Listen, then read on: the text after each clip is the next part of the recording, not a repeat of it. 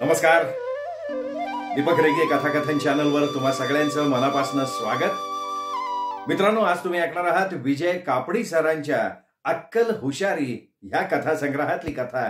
पण तत्पूर्वी तुम्ही जर आता चॅनलवर पहिल्यांदा आला असाल किंवा अजूनपर्यंत चॅनल सबस्क्राईब केलेलं नसेल तर प्लीज चॅनल सबस्क्राईब करा.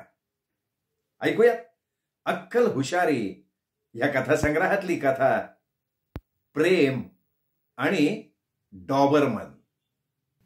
आजकालच्याच नाही तर कुठल्याही काळातल्या एकमेकांच्या प्रेमात पडणाऱ्या तरुण तरुणींचं एक ठरलेलं असतं. प्रेमात पडायला त्यांना अगदी क्षुल्लकातलं क्षुल्लक कारण पुरेसं होतं. आता हेच बघा ना, आमचा प्रणव गायतोंडे आणि तुमची प्राची साखरदांडे हे दोघं सकाळच्या 10-11च्या सुमाराला एका मॉलमध्ये किरकोळ खरेदी करता गेली तेव्हा ते एकमेकांना ओळखत सुद्धा नव्हते. किंबहुना त्यांनी एकाच गावात राहत असून सुद्धा एकमेकांना कधी पाहिलेलं सुद्धा नव्हतं. पण अवघ्या 10-15 मिनिटांच्या खरेदीनंतर मॉलमधनं बाहेर येताना त्यांना जाणवलं की आपण दोघं एकमेकांच्या प्रेमातच पडलेलो आहोत. निमित्त झालं ते पंख्याच्या वाराच्या झोतामुळे प्रणवच्या हातातून खाली पडलेल्या 100 रुपयांच्या नोटेचं. म्हणजे नेमकं झालं असं की प्रणवनं घेतलेल्या बुर्बॉन बिस्किटाच्या मोठ्या आकाराच्या पुड्याचे पैसे देण्यासाठी 100ची नोट काउंटरवरच्या बाईच्या पुढे करायला आणि नेमक्या क्षणी मॉलच्या भिंतीवर टांगलेल्या उजव्या डाव्या बाजूनं फिरणाऱ्या पंख्याच्या वाऱ्याचा झोत त्याच्या दिशेनं यायला एक गाठ पडली आणि बोटांच्या चिमटीत धरलेली प्रणवची ती 100 रुपयांची नोट भुर्र दिशी उडाली आणि त्याच्या मागे उभ्या असलेल्या एक दोघांनंतरच्या प्राचीच्या पायाशी पडली. ती नोट उचलण्यासाठी प्रणव घरकन वळला, खाली वाकला. नेमक्या त्याच क्षणी आपल्या पायाशी पडलेली नोट उचलण्यासाठी प्राची सुद्धा वाकली आणि दोघांची डोकी एकमेकांवर आपटली. प्रणव आणि प्राची दोघांच्याही तोंडून एकाच वेळी शब्द बाहेर पडला, आऊच. प्राची डोक्याला हात लावत प्रणवकडे रागानं बघायला लागली. तेवढ्यात प्रणवने क्षणार्धात पुढे होऊन दोन्ही हातांनी प्राचीचं डोकं धरलं आणि आपलं डोकं पुढं करून परत आपटवून घेतलं. प्राची जवळजवळ किंचाळली, अहो काय करताय काय, आऊच. प्रणव पडदिशी म्हणाला, आपलं डोकं कळत न कळत दुसऱ्या कोणाच्या डोक्याला आपटलं तर लगेच ते दुसऱ्यांदा आपटून घ्यावं हे मी माझ्या लहानपणापासून आईकडनं ऐकत आलोय. तसं दुसऱ्यांदा आपटून घेतलं नाही तर दोघांच्याही डोक्याला शिंग फुटतात म्हणे, गायबाईला सारखी. प्रणवचा खुलासा ऐकला आणि प्राचीला किंचित हसूच फुटलं. तेवढ्यात प्रणव पुढे म्हणाला, आता तुमच्या डोक्यावर शिंग फुटलं तर तुम्ही फार गमतीदार दिसाल, पण मला मात्र शोभून नाही दिसणार शिंग. काय तुमचं काय मत आहे? प्रणवचं गमतीदार बोलणं ऐकताच प्राचीचा राग कुठल्या कुठे पाळाला. आणि काय सांगू तुम्हाला, अहो ती दोघं नेमक्या त्या क्षणी एकमेकांच्या प्रेमातच पडली की हो.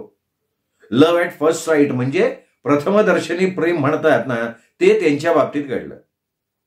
आणि मग जगातल्या एकूण एक प्रेमात पडलेल्या मंडळीप्रमाणे त्या दोघांना सुद्धा एकमेकांना भेटल्याशिवाय चैन पडेन असं झालं. अन्न गोड लागेन असं झालं. झोप सुद्धा दोन्ही बाजूला पंख लावून उडायला लागली. रात्रीच्या उडालेल्या झोपेचं एक वेळ ठीक म्हणा, कारण झोप उडाल्यावर खिडकीतनं दिसणारे तारे चांदण्या मोजत बसायची सोय तरी होती. पण दिवसाची झोप उडाल्यावर नेमकं काय करायला घ्यायचं याबद्दल त्यांची भलतीच पंचायत व्हायला लागली. एकमेकांची भेट दररोज घेण्याचं पक्क करून त्यांनी भेटण्याची जागा वेळ नक्की करून टाकली. दोघांना गप्पा मारायला वेळ आणि विषय पुरेनासे झाले. लवकरच त्यांच्या लक्षात आलं की दिवसातनं तास 1.5 तासभराची एकच भेट हे काही खरं नाही. अशी चोख व्यवस्था व्हायला हवी की ज्या योगे दिवसा रात्री कुठल्याही वेळी भेटायला मिळायला हवं. एकमेकांच्या डोळ्यात पडणारी लंबोडक्या आकाराची प्रतिमा एकमेकांच्या हृदयात साठवायला मिळायला हवी.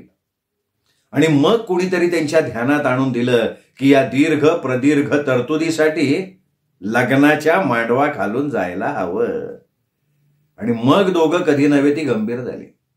लग्न करण्याच्या सुविचारापासून ती दोघं एकमेकांना त्यांच्या नकळत पारखून पाहायला लागली. अवघाची संसार सुखाचा करण्यासाठी नेमके गुण एकमेकात किती असायला हवे आणि प्रत्यक्षात किती आहेत याची चाचपणी सुरू झाली. अशाच एका संध्याकाळी ठरलेल्या स्थळी आणि वेळी प्रणव प्राचीची भेट घ्यायला वेगात निघाला. आज त्याला चक्क 2 मिनिटं आणि 4 सेकंदाचा उशीर झालेला होता. आणि 1 मिनिटाचा उशीर प्राचीला चालत नव्हता. प्राचीचं म्हणणं तर असं होतं की प्रणवनी तिच्या येण्याच्या आधीच ठरलेल्या स्थळी येऊन तिची वाट बघत बसायला हवं आणि वाट बघताना डोळ्यात प्राण आणून पाहायला हवं. प्रणवला प्राचीची वाट बघायचा कंटाळा यायचा. वेळेचा अपव्यय ही बाई का म्हणून करतेय असा प्रश्न त्याला छाळायचा. दोघांनीही एकाच वेळी ठरलेल्या स्थळी हजर राहायला हवं ह्याबद्दल तो आग्रही असायचा आणि थोड्या प्रयत्नानं ती गोष्ट दोघांनाही साध्य व्हायची. पण आजची गोष्ट वेगळी होती. आज प्रणव ट्रॅफिक जॅम मध्ये अडकला होता. तरी सुद्धा उशीर टाळण्यासाठी अक्कल लढवून आणि दुसऱ्या वाटेनं वाहन हाकलून तो सार्वजनिक बागेच्या प्रवेशद्वारापाशी पोहोचला तेव्हा त्याला 2 मिनिटं आणि 4 सेकंदाचा उशीर झाला होता. प्रवेशद्वारापाशी उभं राहून त्यांनी ठरलेल्या जागेकडे बघितलं आणि त्याच्या कपाळावर नाराजीची आठी उमटली. प्राची एका भल्या मोठ्या आकाराच्या डॉबरमन जातीच्या कुत्रे शेजारी बसली होती. प्रणवला स्वतःला कुत्र्यांची फार भीती वाटायची. असंच एकदा रस्त्यावरची 2-4 कुत्री काही कारण नसताना त्याच्या दिशेनं धावत येऊन भुंकायला लागली होती. मग तिथेच उभं राहायचं का पाठीला पाय लावून भन्नाट वेगानं पळत सुटायचं ह्याचा निर्णय तो काही चढदिशी घेऊ शकला नाही. ती कुत्री त्याच्या अंगावरनं धावत पुढे गेली तेव्हा कुठं त्याच्या जीवात जीव आला. आणखी एका महत्वाच्या प्रसंगी महत्वाच्या कामासाठी तो एका अपरिचिताच्या घरी गेला होता. त्यावेळी दारावरची घंटी वाजवताच भो भो करत एका बाजूनं कुत्र्याचं जवळ येणं आणि सू सू करत दारापलीकडच्या प्रणवचं वास घेण्याचं कृत्य घडणं हे जेव्हा घडलं ना तेव्हा त्याच्या हृदयाचा ठोका चुकलेला होता. कुत्रा चावला बिवला तर रॅबीज होऊ नये याच्यासाठी इंजेक्शन टोचून घ्यावी लागतात याची जुजबी माहिती त्याच्याजवळ होती आणि इंजेक्शनच्या सुईला प्रणव कुत्र्यापेक्षा जास्त घाबरत होता. आणि आज त्या क्षणाला त्याची जीवाभावाची मैत्रीण प्राची चक्क एका भल्या मोठ्या आकाराच्या कुत्र्याजवळ खुशाल बसल्याचं त्याला दिसलं होतं. आणि कधी नव्हे ते प्राचीची त्याला काळजी वाटायला लागली होती. काहीसा राग आला होता. कुत्र्याच्या शेजारी बसायचं म्हणजे काय, चावला बिवला म्हणजे. दरम्यान प्रणव प्राचीजवळ येऊन पोहोचला. कुत्र्याकडे अजिबात लक्ष न देता त्यांनी प्राचीला म्हटलं, अगं तू सगळ्या जागा सोडून इथे का बसली आहेस? अरे ही आपली नेहमीची जागा आहे की. आणि काय रे आज तुला उशीर झालाय? नाही कारण नको सांगू मला. लवकर पोचायला तुला का जमू नये ते सांग बरं. नाही त्याआधी तू मला हे सांग की तू ह्या कुत्र्याला एवढी चिकटून का बसली आहेस हाफमॅड? प्रणवला प्राचीला उद्देशून हाफमॅड म्हणायला फार आवडायचं. प्राची म्हणाली, हे बघ मी हाफमॅड तर तू फुलमॅड आहेस. अरे हा आमचा ॲलेक आहे आणि ह्या पुढे याला कुत्रा नाही म्हणायचा. अलेक्झांडर नाव आहे त्याचं. डॉबरमन आहे तो डॉबरमन, असा तसा नाही आहे. हा तुझा कुत्रा आहे? प्रणवनं आश्चर्यानं विचारलं. नाही आमच्या शेजाऱ्यांचा आहे. त्याला संध्याकाळचं बागेत फिरून आणण्याचं काम माझ्यावर सोपवलंय त्यांनी. हे बघ तू उगा शेंडी लावू नको. खरं खरं काय ते सांग, हा कुत्तरडा कोणाचा आहे? प्रणवनं आपल्या चौकशीची गाडी पुन्हा रुळावर आणली. अरे बाबा आमचाच आहे, माझा आहे. ह्यासाठी मी अट्ट केला होता आई बाबांच्या जवळ. अजिबात जेवणार नाही कुत्र्याचं पिल्लू घरात आणल्याशिवाय असं सांगून 2 दिवस अन्नाचा कण जाऊ दिला नव्हता पोटात. शेवटी पडले बेशुद्ध आणि मग डॉक्टरी सल्ल्यानुसार बाबांनी याला आणलं होतं घरात. आता माझ्याबरोबर त्यांचाही लाडका झालाय तो, नाही का रे आली?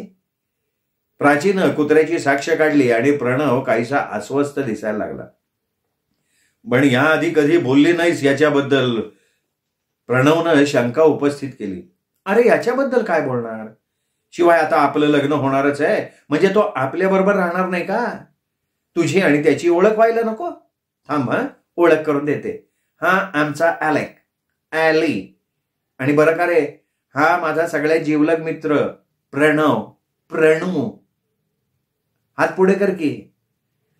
हात पुढे करायला कोणाला सांगतेस तू, मला का त्याला? प्रणवने विचारलं. अरे दोघांनाही. नाही तर असं कर ना, तू आधी तुझा तळवा पुढे कर, लगेच तो तुझ्या हातावर आपला हात ठेवतो का नाही बघ. त्यात काय बघायचंय?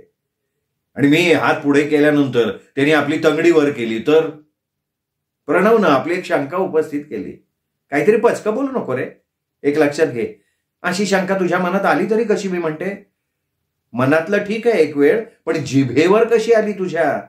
ॲलीला आवडत नाही हा असलं वागणं बोलणं. म्हणजे वाघाचे पंजे. अरे ॲली हा काही साधा सुद्धा श्वान नाही आहे, डॉबरमन आहे, डॉबरमन. आणि त्यामुळे त्याला सगळं कळतं. शिवाय मी शिकवलं ना त्याला काय करायचं असतं आणि काय करायचं नसतं ते. प्राचीने कुत्र्याची बाजू मांडून टाकली. ते जाऊ दे ग, पण त्याला इथे आणलंच कसं आणि कशासाठी? प्रणवने आता नेमका प्रश्न केला. आणलंच कसं ह्या तुझ्या प्रश्नाचं उत्तर आहे टॅक्सीत घालून. नाही तर काय त्याला मी चालवत आणू का घरनं? रबीश. आणि का आणलंस ह्या तुझ्या प्रश्नाचं उत्तर म्हणजे त्याची आणि तुझी ओळख घडवून आणायला. अचानक तुम्ही दोघे एकमेकांसमोर आलेले नको आहे ना मला. आणि मग अकस्मात कसलीशी खूप महत्वाची आठवण झाल्यागत प्रणव उत्साहित सुरात म्हणाला, काय मगाशी तू लग्नाबद्दल काहीतरी म्हणाली होतीस, या तुझ्या कुत्र्याच्या गडबडीत त्याबद्दल विचारायचं राहिलं की. आलंय ते माझ्या ध्यानात, आणि तू म्हणाला नसतास तरी आत्ता तेच विचारणार होते मी. लग्नाचं काय? लग्नाचं? कोणाच्या लग्नाचं? सगळं समजून उमजून प्रणवनं वेळ पांघरून पेडगावला जायचं ठरवलं. अरे कोणाचे म्हणजे काय? त्या झाडाखाली निवांत बसलेल्या काकाच्या लग्नाबद्दल कसं बोलीन मी? तुझ्या माझ्या लग्नाबद्दल. आईबाबांच्या कानावर घालायचंय मला. तुझ्या आईबाबांचं काय? ते काय माझ्या निवडेला नाही म्हणणार नाहीत बरं का. प्रणवच्या बोलण्यात आत्मविश्वास शिगोशिग भरलेला होता. पण माझे आई बाबा सहजासहजी तुला पसंत करतील असं नाही वाटत बाबा मला. गंभीर सुरात प्राची म्हणाली. चल की मग आपण पळून जायचं का? हा, चेष्टेच्या सुरात प्रणव म्हणाला. मला नाही बाई पळायला जमायचं. आमच्यात नाही कोणी पळून बेळून जाऊन लग्न केलं. मग तुझ्यापासून सुरुवात करायला काय हरकत आहे म्हणतो मी. हे बघ तशी वेळ येणार नाही माझ्यावर. अरे माझ्या आईबाबांची एक अट आहे. गंभीर होत प्राची म्हणाली. त्यांच्या अटीचं नको सांगू ग, तुझ्या अटीचं काय ते सांग. बेफिकीर सुरात प्रणव सुद्धा म्हणाला. तसं नाही, त्यांची अट आहे ना ती माझीही अट आहे असं समज. अधिकच गंभीर होत प्राची म्हणाली. तुझी कसली अट? फार फार तर तुझ्या कपाळावर झेपावणारी ही बट असेल, पण अट नो वे. प्राचीच्या कपाळावरच्या बटेला फुंकरीनं उडवून लावण्याचा प्रयत्न करून झाल्यावर प्रणव पुढे म्हणाला. काय ग, तू काय स्वतःला गडगंज संपत्तीची मालकीण समजते का? अट कसली घालतीये डोंबलाची? तू गंभीर हो. गंभीर हो. तुझ्या माझ्या लग्नाचा म्हणजेच पुढच्या आयुष्याचा प्रश्न आहे. उगा टिवल्या बावल्या नाही चालायच्या. माझ्या आईबाबांची आणि पर्यायानं माझी. ऐकू का अट तुला? ऐकव की, पण कुठलीही कठीणातली कठीण म्हणजे माझ्याकडनं पूर्ण होऊ न शकणारी अट ऐकू नको म्हणजे झालं. प्राचीच्या अटीवर प्रणवनी सुद्धा आपली अट ऐकून टाकली. नाही असं नाही चालणार, आधी ऐकून घे की. निर्वाणीच्या सुरात प्राची म्हणाली. बोल बोल बोल, मी काळीच घट्ट केलंय, तू बोल. काय करू? गुलबकावलीचं फूल आणून देऊ का मगरीच्या जबड्यात हात घालून अडकलेला माणिक तुझ्या हातावर ठेवू? काहीशा नाटकी सुरात प्रणव म्हणाला.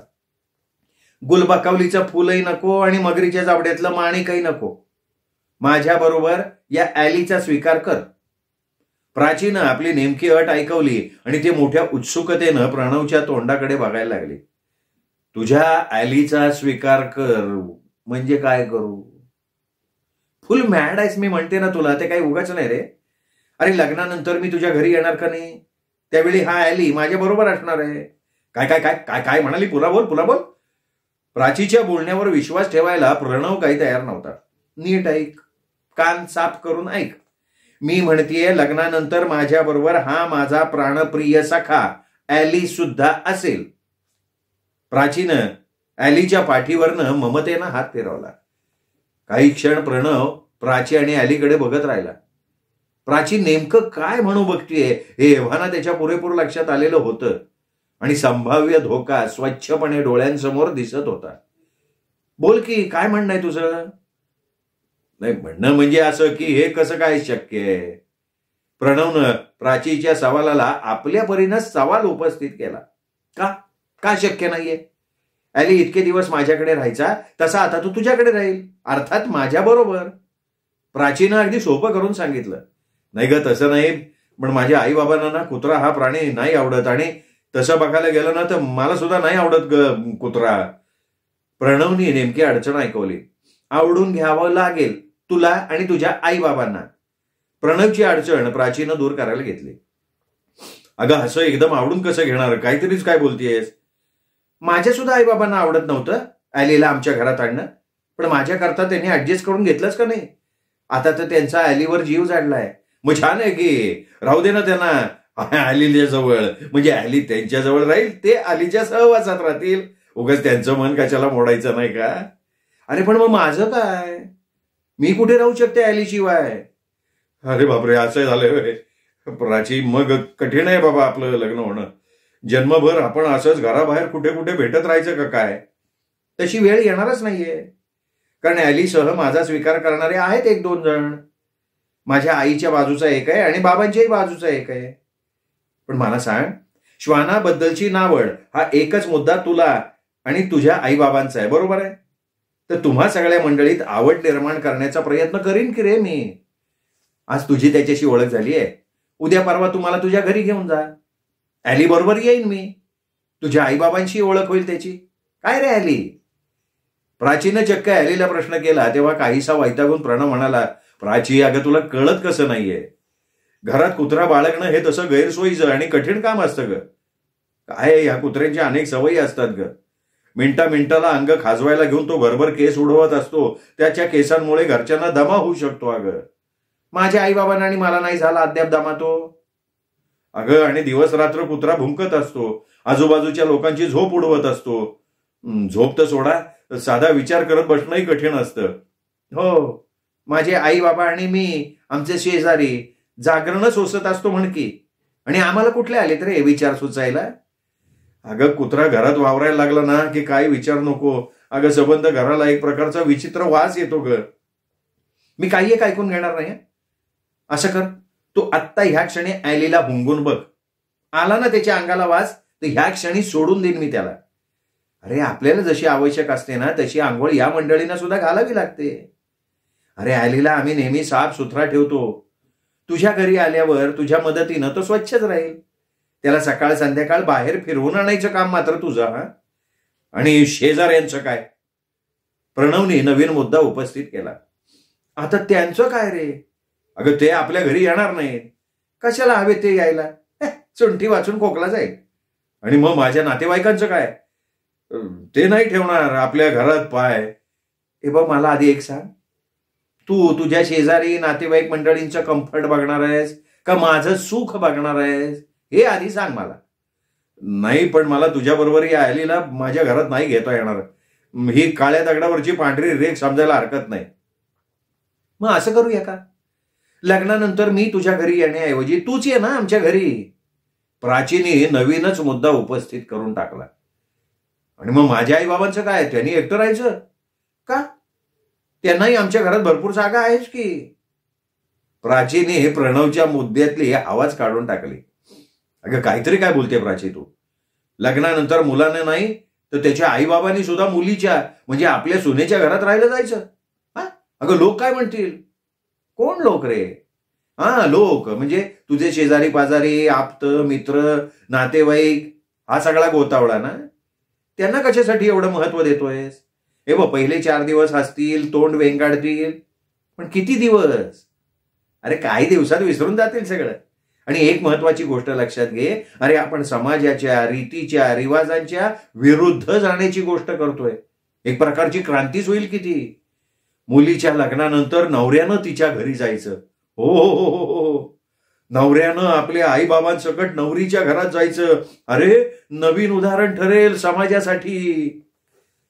नाही, तू लग्न करायला निघाली आहेस का क्रांती करायला निघाली आहेस ते सांग ना आधी.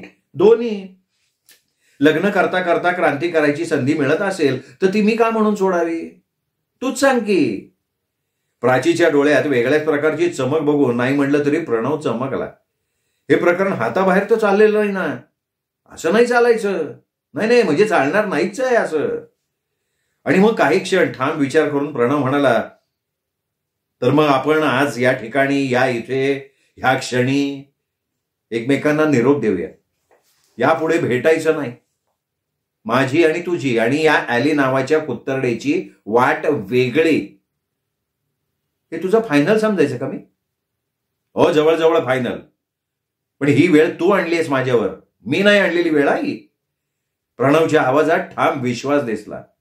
प्रणव आणि प्राची एकमेकांकडे बघत राहिली आणि अचानक एक आश्चर्य घडलं. कुणीतरी एक जण त्यांच्या जवळ आला.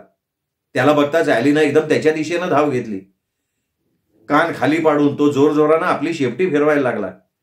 प्राची, थँक्स बरं का. आधी ठरल्यापेक्षा खूप जास्त वेळ तुला याला सांभाळायला लागलं. तुमच्या नेहमीच्या कार्यक्रमात माझ्यामुळे व्यत्यय आला. So sorry. चल रे ॲली. आणि मग तो ॲलीला घेऊन चालायलाही लागला. प्रणव डोळे विस्फारून त्या दोघांकडे आणि प्राचीकडे आळीपाळीनं बघायला लागला आणि मग प्राची एकदम हसायला लागली. म्हणजे हा कुत्तरडा तुझा नाही आहे? आश्चर्याने प्रणवने विचारलं. नाही रे, माझ्या शेजाऱ्यांचा आहे. पण कसं आहे ना, ॲलीला माझा सुद्धा लाडा आहे. मला सुद्धा ॲली खूप आवडतो. पण त्या निमित्तानं तुझ्या अंगात दडून बसलेल्या एका गुणाचं मला दर्शन घडलं. किती ठाम असतोस रे तू तुझ्या विचारांची. गुड. मला ना असाच दुसऱ्याच्या कालानं नाही तर स्वतंत्र विचाराचा नवरा आज तुझ्या रूपाने मिळालाय. बोल, कधी येऊ मी तुझ्या घरी? माझी परीक्षा घेत होतीस होय तू, हाफ मॅड. असं म्हणत प्रणवनं प्राचीच्या डोक्यावर टपली मारली. हो, ह्या ॲलीच्या निमित्तानं तुझी खरी ओळख पटली. 100% ठाम विचारांचा नवरा.